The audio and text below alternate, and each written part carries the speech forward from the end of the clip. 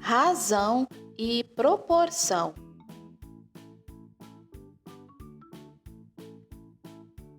A razão pode ser definida como a divisão entre dois números racionais, de modo que, como em toda fração, o segundo número sempre deve ser diferente de zero.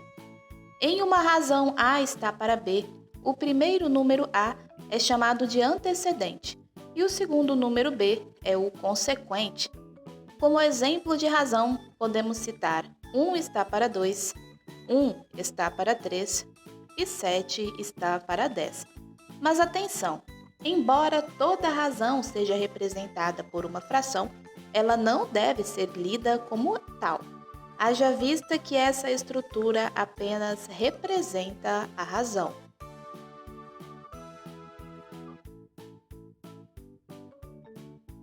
A proporção, por sua vez, se conceitua como a igualdade entre razões. Desta forma, em uma proporção representada assim, temos que C está para D, da mesma forma que E está para F. Nesse caso, C e F são extremos, já o D e o E são os meios. Mas atenção! A propriedade fundamental de proporção determina que o produto da multiplicação entre os meios sempre é igual ao produto da multiplicação entre os extremos. No caso acima, por exemplo, C multiplicado por F é igual a D multiplicado por E.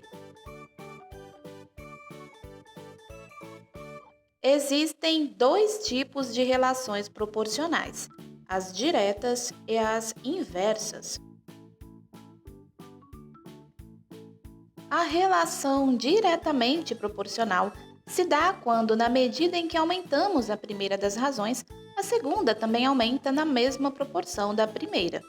Por exemplo, o cabelo de Ágata cresce 3 centímetros em um mês, 6 centímetros em 2 meses e 9 centímetros em 3 meses. Ou seja, conforme os meses aumentam, o comprimento também aumenta diretamente. A relação inversamente proporcional ocorre quando, na medida em que aumentamos a primeira das razões, a segunda diminui na mesma proporção, ou vice-versa. Por exemplo, Ágata cortou 9 centímetros de cabelo em um mês e 6 centímetros em 2 meses. Ou seja, conforme os meses aumentam, o comprimento reduz inversamente.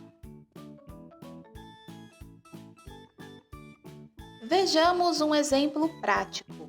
Para fazer uma receita de bolo, você irá utilizar 1 colher de açúcar para cada 2 colheres de trigo. Se você já colocou 3 colheres de açúcar, quantas colheres de trigo você deverá colocar para manter a proporção da receita? O que fazemos primeiramente é separar as razões. No caso em questão, colocamos o açúcar de um lado e o trigo do outro.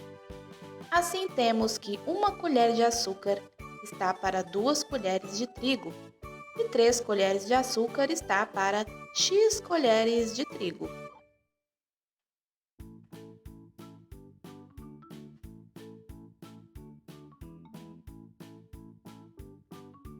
O segundo passo é multiplicar cruzado. E temos o seguinte: 1 multiplicado por x é igual a 2 multiplicado por 3. Ou seja, x é igual a 6. Assim, a cada 3 colheres de açúcar, você deve usar 6 colheres de trigo. Ou seja, 1 está para 2, da mesma forma que 3 está para 6.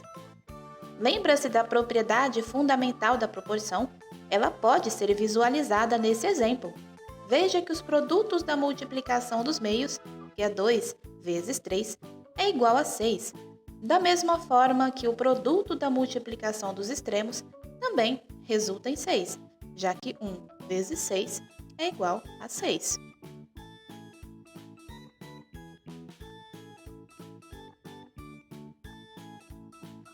Agora vejamos um exemplo de cálculo de relação inversamente proporcional. Um motociclista saiu de sua casa às 9 da manhã e chegou ao seu destino às 11 da manhã, pilotando a uma velocidade de 120 km por hora. Qual seria sua velocidade caso o tempo total gasto fosse de 5 horas? Entendemos que o motociclista gastou 2 horas de viagem a 120 km por hora, correto? E conforme o tempo de viagem vai aumentando, a velocidade diminui. Por isso, sabemos que essa relação é inversamente proporcional. O primeiro passo para resolver também é separar as razões. Nesse caso, colocamos a velocidade de um lado e as horas do outro. O segundo passo é inverter uma das razões, já que elas são inversamente proporcionais. No caso, invertemos as horas.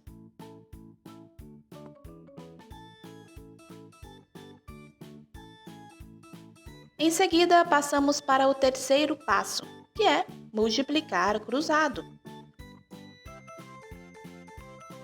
Logo, temos que 5 vezes x é igual a 2 vezes 120. 5x é igual a 240. Isolamos o x e temos x é igual a 240 dividido por 5. Logo, x é igual a 48. Portanto, caso o motociclista gastasse 5 horas de viagem, sua velocidade teria sido de 48 km por hora. Logo, vemos que 120 está para 2, da mesma forma que 48 está para 5.